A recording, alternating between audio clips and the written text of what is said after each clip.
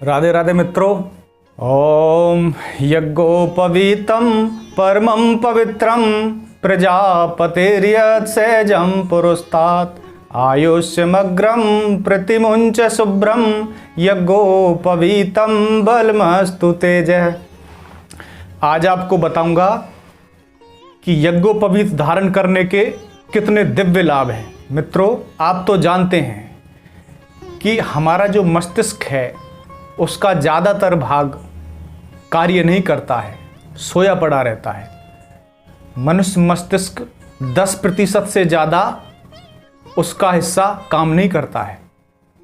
यज्ञोपवीत धारण करने से मस्तिष्क के सोए हुए हिस्से भी कार्य करना शुरू कर देते हैं।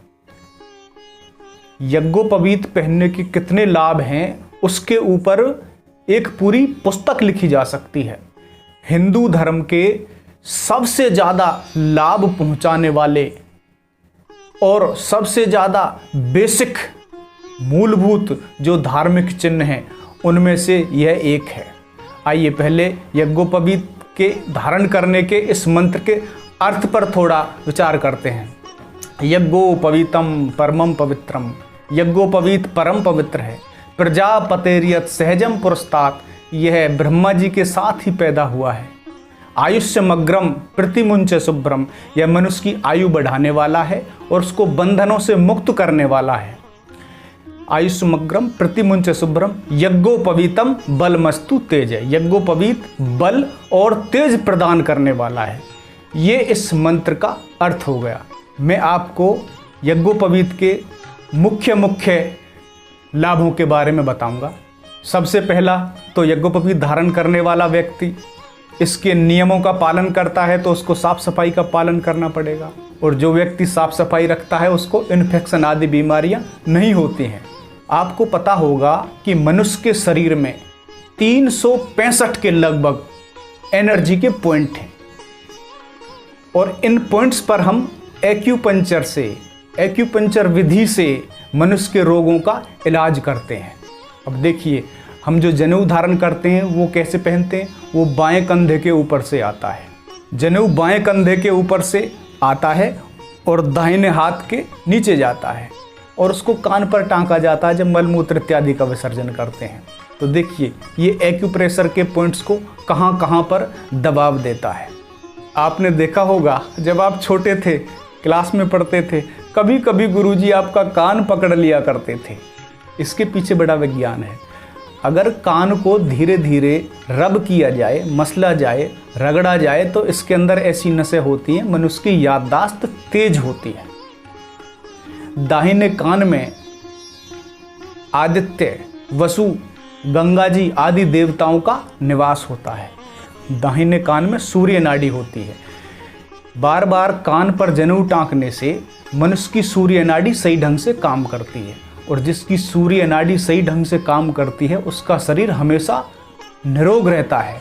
उसका तेज और बल, आत्मविश्वास हमेशा बढ़ा हुआ रहता है। और देखिए, हृदय के ऊपर से जनेऊ जाता है। जनेऊ धारण करने वाले को हृदय रोग की संभावना बहुत कम होती है। आपने कभी देखा होगा, स्नान करने के पश्चात जनेऊ को दोनों हाथों से पकड़ करके वो रगड़ते हैं, शुद्ध करते हैं, धोते हैं, तो हमारे दोनों हाथों में शुक्र क्षेत्र को ये रगड़ता है।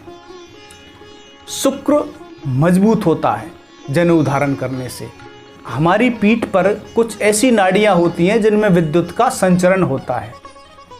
जनेऊ का घर्षण होने से हमारा जो शरीर का विद्युत सिस्टम है वो सही रहता है।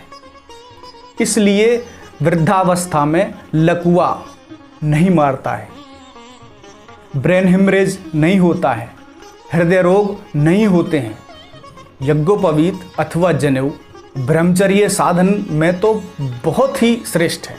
मनुष्य के कान में ऐसी नाड़ियाँ होती हैं जो उसके जनन अंगों तक जाती हैं, और इसको बार बार कान पर टांकने से मनुष्य के जनन अंग मजबूत होते हैं। उसको जनन अंगों से संबंधित रोग नहीं व्यापते हैं। जनेऊ धारण करने से व्यक्ति को पेट संबंधी रोग नहीं होते हैं। उसको रक्तचाप से संबंधित रोग भी नहीं होते हैं।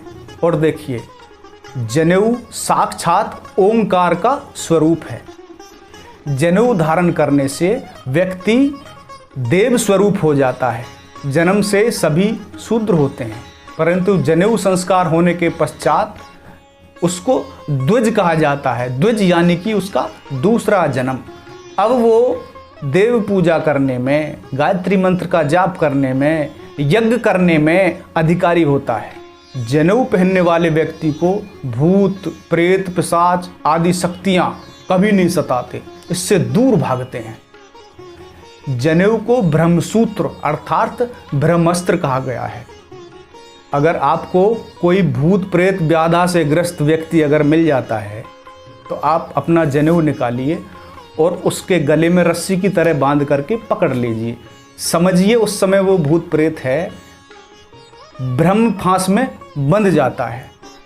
आप उससे जो चाहे पूछिए, वो कोई उपद्रव नहीं करेगा। जब तक आपने उसको उस ब्रह्म फांस में बांध रखा है वो कहीं नहीं भागेगा।